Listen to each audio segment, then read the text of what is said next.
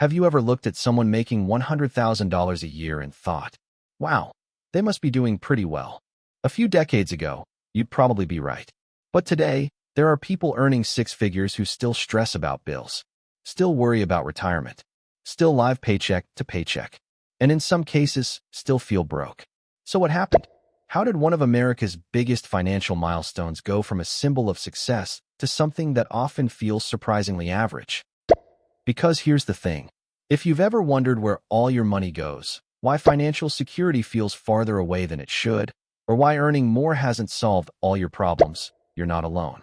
And by the end of this video, you'll understand exactly why $100,000 doesn't feel rich anymore, what's really changed over the last few decades, and what it actually takes to build lasting wealth today. Introduction. Before we dive in, if you're new here, my name is Fred. I spend way too much time thinking about wealth building, investing, and personal finance. And on this channel, we break down the real numbers behind money so you can make smarter financial decisions and build lasting financial freedom. Now, let's talk about one of the biggest financial myths in America. For many Americans, six figures has always been the dream. It was the number, the milestone, the proof that all your hard work had finally paid off. Movies talked about it. Parents talked about it. Career coaches talked about it. The idea was simple. Reach $100,000 a year and life gets easier. But today, millions of people are reaching that milestone and asking a surprising question. Why doesn't this feel the way I thought it would? Now you might be thinking, come on, $100,000 is still a lot of money. And you're right, it is. The problem is that money doesn't exist in a vacuum. What matters isn't how much you earn. What matters is what that money can actually buy. And that's where the story begins. Main context, the dream of six figures. To understand why $100,000 doesn't feel rich anymore, we need to go back in time. Imagine earning $100,000 in the early 1990s. At that income level, you were doing extremely well. Housing was dramatically cheaper. College costs were lower. Healthcare costs were lower. Many everyday expenses consumed a much smaller percentage of your income. In other words, your money stretched further. A lot further. The six-figure salary became a symbol because it represented purchasing power. It wasn't just a number. It was a lifestyle. But here's what most people don't realize. The number stayed the same. The purchasing power didn't. Inflation changed the game. This is where it gets really interesting. Most people understand inflation in theory. Prices go up. Money buys less. Simple enough. But very few people fully appreciate what inflation does over decades. When inflation compounds year after year, the effects become enormous. A salary that sounded impressive 20 or 30 years ago may not deliver the same lifestyle today. Think about groceries. Think about utilities. Think about insurance. Think about healthcare. Think about nearly every recurring expense. Many Americans aren't imagining that life feels more expensive. In many ways, it genuinely is. The problem isn't necessarily that you're making too little. The problem is that the target moved, and most people never noticed. Housing broke the formula. If there's one category that explains why $100,000 doesn't feel rich anymore, it's housing. Look, housing isn't just another expense. It's usually the largest expense. And when your biggest expense explodes, everything else changes. For many Americans, buying a home used to require sacrifice. Today, in many parts of the country, it can feel almost impossible. Home prices have risen dramatically in many cities. Mortgage payments have increased. Property taxes have increased. Insurance costs have increased. Rent has increased. And when a larger percentage of your income goes toward housing, less money is available for everything else. Travel, investing, retirement, building wealth, emergency savings. This is why two people earning the exact same income can have completely different financial experiences. Someone living in a low-cost area may feel comfortable. Someone living in a high-cost city may feel financially squeezed. Same income, completely different reality. Taxes take a bigger bite than people expect. Now let's talk about something that nobody gets excited about. Taxes. When people imagine earning $100,000, they picture the full number. But that's not what reaches your bank account. Federal taxes, state taxes, payroll taxes, various deductions. The actual take-home amount is significantly lower than the headline salary. Now combine that with housing costs, transportation costs, food costs, insurance costs, and other obligations. Suddenly, that six-figure income starts looking very different. And here's what most people don't realize. Many people aren't struggling because they're irresponsible. They're struggling because they overestimated what six figures would actually feel like after all the deductions and expenses. Lifestyle inflation. Now let's be fair.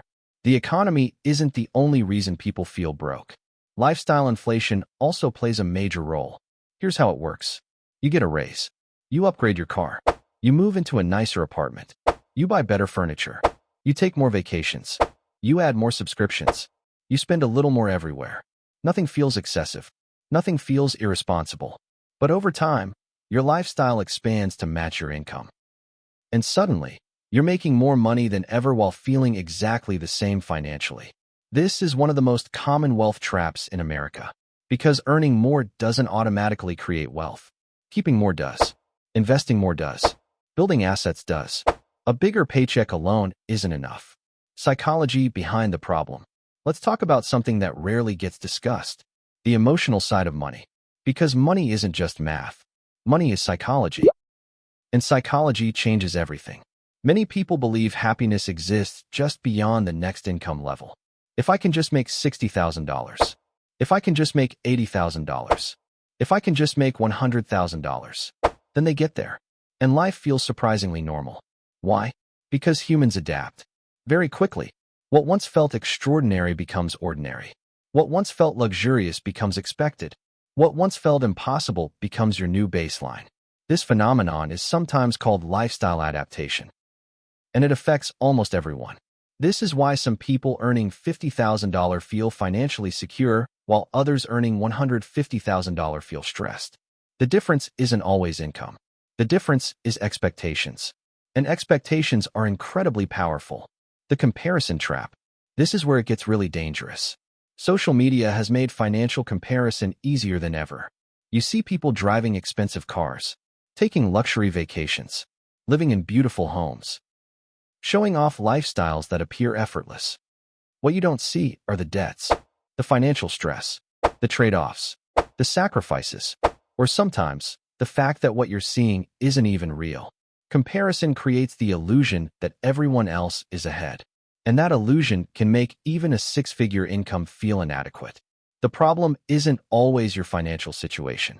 The problem is the reference point you're using. Action plan. So what can you actually do? First, stop chasing income alone. Income matters, but wealth matters more. There is a difference. A person earning $80,000 with investments, savings, and minimal debt may be in a stronger financial position than someone earning $150,000 with expensive obligations. Second, focus on your savings rate. Many people obsess over salary. Wealth builders obsess over how much they keep. The gap between what you earn and what you spend is where wealth is created. Third, avoid unnecessary lifestyle inflation. This doesn't mean never enjoying your money. It means being intentional. Every upgrade should have a purpose, not just because everyone else is doing it. Fourth, invest consistently. Because eventually, income stops being the main driver of wealth. Assets take over. Investments take over. Compounding takes over. And that's when things start getting interesting. Finally, define what enough means for you. Because if you never define enough, you'll spend your entire life chasing a moving target. Bigger picture. Here's the bigger picture. The fact that $100,000 doesn't feel rich anymore isn't necessarily a sign that you've failed. In many cases, it's evidence that the economic landscape has changed. Housing changed. Healthcare changed. Education changed. The cost of living changed. The rules are different than they were for previous generations. Understanding that reality matters. Because once you understand the game, you can play it better. The goal isn't to feel discouraged. The goal is to become realistic. And realistic people make better financial decisions. Motivation. Look, it's easy to feel frustrated when you realize a number that once seemed life-changing doesn't go as far as you expected. But don't miss the bigger lesson. Real wealth has never been about a specific salary. Real wealth is freedom. The freedom to make choices. The freedom to handle emergencies. The freedom to spend time with the people you care about. The freedom to stop worrying about every unexpected expense. And that kind of wealth is built gradually, not overnight, not with one promotion, not with one paycheck. but through consistent decisions repeated over many years. The good news? You don't need to be a millionaire tomorrow. You just need to be moving in the right direction. One investment, one smart decision, one intentional choice at a time. Call to action. If this video changed the way you think about money, make sure to hit the like button and subscribe. Because on this channel, we break down the real numbers behind wealth, investing, and financial freedom without the hype and without the myths. And before you go, I want to hear from you. Do you think $100,000 still feels rich today? Or has the definition of financial success changed completely? Let me know in the comments. And remember, the goal isn't to earn more money than everyone else. The goal is to build a life where money stops controlling your decisions. Thanks for watching, and I'll see you in the next video.